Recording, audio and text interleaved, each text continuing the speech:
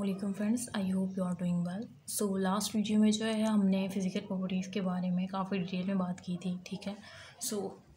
इस वीडियो में हम क्या डिस्कस करेंगे, मैकेनिकल प्रॉपर्टीज़, ठीक है, कि मैकेनिकल प्रॉपर्टीज़ क्या होनी चाहिए, ठीक है, एक आइडियल डेंचर बेस की मैकेनिकल प्रॉपर्टीज़ क्या होनी चाहिए। इस वीडियो में हमने ये डिस्कस करना है। वो स्टूडेंट जिन्होंने प्रीवियस वीडियो नहीं देखी, उनसे यही रिक्वेस्ट है कि पहले वो प्रीवियस वीडियोज़ जाके देख लें, क्योंकि फिर उनको कुछ समझ नहीं आएगा। इस वजह से स्टार्ट करते हैं मैकेनिकल प्रॉपर्टीज़ को। Also the opinion very slightly, most clinical consider that the denture base should be rigid. तो सबसे पहले तो मैकेनिकल प्रॉपर्टीज़ में यही आ जाता है कि जो है हमारा डेंचर बेस जो है वो क्या होना चाहिए, रिजिड होना चाहिए। High value of modulus of elasticity is there for advantages, और क्या होनी चाहिए, high value of modulus of elasticity होनी चाहिए, ठीक है, ये एक एडवांटेज होगी उस मटेरियल के लिए, ठीक है। High value of elastic limit, और हाई वैल्यू क्या होनी चाहिए, इलास्टिक लिमिट भी होनी चाहिए। Is required to ensure that stresses encountered during biting and mastication do not cause permanent deformation. तो यही कह रहे हैं कि अगर high value of elastic limit होगी तो वो क्या होगा, जो हम ड्यूरिंग बाइटिंग और मेस्टिकेशन जो स्ट्रेसेस इनकाउंटर कर रहे होंगे तो उसकी वजह से क्या होगा, वो परमानेंट डिफॉर्मेशन कॉज नहीं हो पाएगी। तो मैकेनिकल प्रॉपर्टीज़ में क्या होना चाहिए, रिजिड होना चाहिए, high value of modulus of elasticity होनी चाहिए, high value of elastic limit होनी चाहिए, ठीक है। अच्छा, a combination of high modulus and a high value of elastic limit would have the added advantage that would allow the base to be fabricated in relatively thin section। मतलब जब high modulus of elasticity और high value of elastic limit होगी तो हमें क्या होगा, क्या advantage होगी कि उस मटेरियल को कि वो जो है उसको हम अलाउ कर सकेंगे, उस बेस को फैब्रिकेट कर सकेंगे रिलेटिवली थिन सेक्शन में भी हम उसको फैब्रिकेट कर पाएंगे, because is a high value of elastic limit and high modulus of elasticity, ठीक है। ये इसका फिर एडवांटेज होगा, जैसे कि मैं अभी आपको बताऊंगी, ठीक है। आगे, fracture of upper denture invariably occur through the mid line of the denture due to flexing. अब क्या हो, अब हम ये मैकेनिकल प्रॉपर्टीज़ में तो हमने एक हाई के मैकेनिकल प्रॉपर्टीज़ में हमने पहले क्या बताया, चलो ये फिर मैं आखिर में दोबारा से रिवाइज भी करवाती हूँ ना। अच्छा, तो अब हम फ्रैक्चर के बारे में पढ़ेंगे कि फ्रैक्चर जो होता है अपर डेंचर पे वो invariably occur through the mid line of the denture. जो मिड लाइन होती है ना डेंचर की, उसमें फ्रैक्चर मोस्टली होता है ड्यू टू फ्लेक्सिंग की वजह से, ठीक है। अच्छा, तो फ्लेक्सिंग की वजह से जो है वो मोस्टली जो है mid line of the denture में फ्रैक्चर होता है। 13.3 में आप ये देख सकते हैं, ये जो है ना यहाँ पे मोस्टली जो है जब हम बाइटिंग कर रहे होते हैं तो यहाँ पे जो है फ्लेक्सिंग मोस्टली जो है अकर होती है। ज़रा इसको जूम कर दूँ ताकि आपको दिखा सकूँ, क्योंकि यहाँ पे जो है थिन सेक्शन है। Diagram illustrate how in upper denture में flex about the mid point of the palate. This figure process में इवेंचुअली कॉज फ्रैक्चर, मतलब यहाँ से जो है फ्रैक्चर होने के ज़्यादा चांसेस हैं, तो ये बता रहे हैं। अच्छा, कहाँ पे थे हम, the denture base should have sufficient flexure strength. तो इस वजह से कह रहे हैं कि जो डेंचर बेस जो है उसकी क्या होनी चाहिए, सफिशिएंट फ्लेक्चर स्ट्रेंथ होनी चाहिए, ताकि वो रेजिस्ट कर सके किसको, फ्रैक्चर को, ठीक है। The method of measuring flexure stresses और ट्रांसफर स्ट्रेंथ, ये जो फ्लेक्चर स्ट्रेंथ है इसको ट्रांसफर स्ट्रेंथ भी कहते हैं, ठीक है। जो मेजरमेंट होती है इसका इज डिस्क्राइब एज सेक्शन 2.2। ये चैप्टर 2 में जो है इसकी सारी प्रॉपर्टीज़ डिस्कस की गई है कि फ्लेक्चर स्ट्रेंथ क्या होता है। इस वजह से मैं कह रही थी कि आप लोगों को जो है पहले मैं चैप्टर 2 कवर करवा दूँ, लेकिन जो है काफ़ी रिक्वेस्ट आ रही थी कि नहीं हम डेंचर बेस पॉलीमर पढ़ा दें, ठीक है। तो फ्लेक्चर स्ट्रेंथ क्या होती है, वो स्ट्रेंथ जो कि रिस्क करती है फ्रैक्चर को, ठीक है। अच्छा,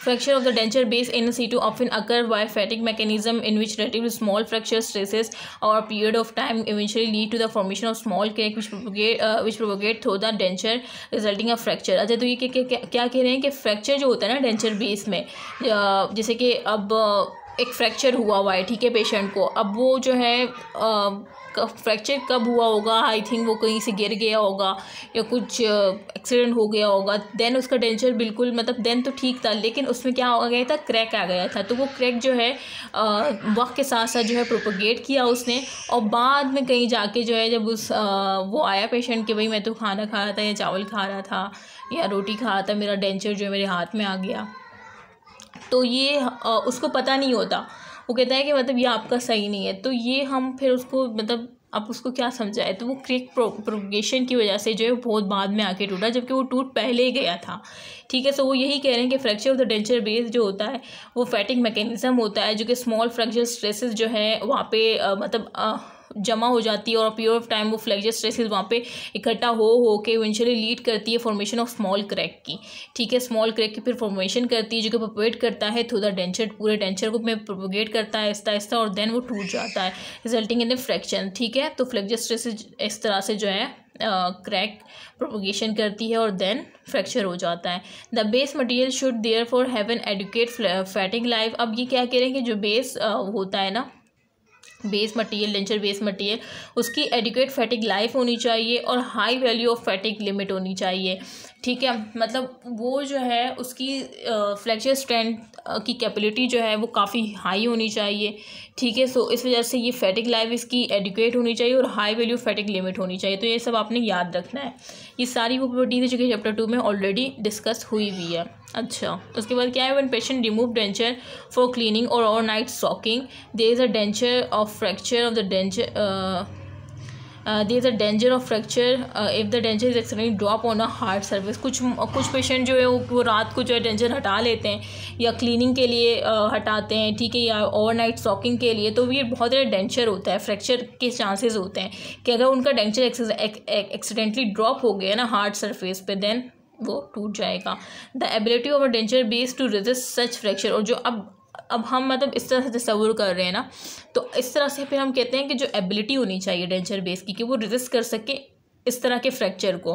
तो इस तरह के फ्रैक्चर को क्या कहेंगे, इम्पैक्ट स्ट्रेंथ उसकी अच्छी होनी चाहिए। The ability of a denture base to resist fracture, to resist such a fracture. ठीक है, of impact strength of a material. ठीक है, कि उसकी इम्पैक्ट स्ट्रेंथ उस डेंचर बेस की बहुत अच्छी होनी चाहिए, ताकि इस तरह के फ्रैक्चर को जो है वो इजीली क्या कर सके, कॉप कर सके। ठीक है, resist such fracture is a function of impact strength of material.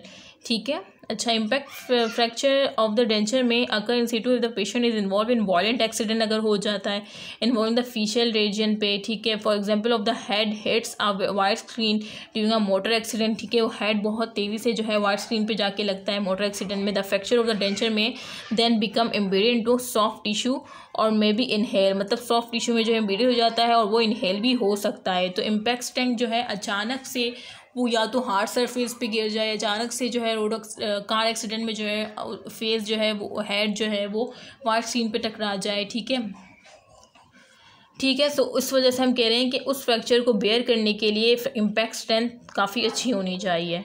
ठीक है, denture base material should have sufficient abrasion resistance to prevent excessive wear. अब उसके बाद क्या होना चाहिए, डेंचर बेस जो होता है ना मटेरियल, उसकी क्या होनी चाहिए, सफिशेंट क्या होनी चाहिए, एब्रेजन रेजिस्टेंस होनी चाहिए। किसको प्रिवेंट करने के लिए, एक्सेसिव वेयर को प्रिवेंट करने के लिए of material by abrasive denture cleaners और फूड स्टफ। ठीक है, सो ये सारी एब्रेसिव ये एक्सेसिव वेयर क्या है, एब्रेशन रेजिस्टेंस क्या है। ठीक है, एब्रेशन रेजिस्टेंस क्या है, रेजिस्टेंस होती है कि वेयर के लिए कि वो वेयर ना हो पाए। तो ये सब जो है सारी प्रॉपर्टीज़ ऑलरेडी डिस्कस्ड है, लेकिन अगर चैप्टर 2 आप लोगों ने नहीं देखा, जैसे मैंने अभी आपसे पहले भी कहा था कि चैप्टर 2 नहीं देखेंगे तो आपको ये समझ नहीं आ पाएगा। ठीक है, वेयर मतलब घिसना, किसी भी चीज़ का घिसना होता है। ठीक है, एक्सेसिव वेयर। तो वो ये कह रहे हैं कि डेंचर बेस पॉलीमर को जो है क्या होनी चाहिए, उसकी अच्छी एब्रेशन रेजिस्टेंस होनी चाहिए। ठीक है, अच्छी एब्रेशन रेजिस्टेंस होगी तो वो प्रिवेंट करेगा ना किसको, एक्सेसिव वेयर को प्रिवेंट करेगा। वेयर क्या होती है, किसी भी चीज़ का घिसना। ठीक है, तो of material by abrasive denture cleaners और फूड स्टफ। अच्छा, फूड स्टफ किस तरह से एक्सेसिव वेयर, जैसे कि एप्पल जो है ना, उस एप्पल में क्या होता है, एप्पल जो ज़्यादा खाते हैं ना उनके दांत ज़्यादा रगड़े जा सकते हैं, या ये बात नहीं आपको पता होगी या नहीं, क्योंकि मतलब एप्पल जो है ना उसके छिलके में एक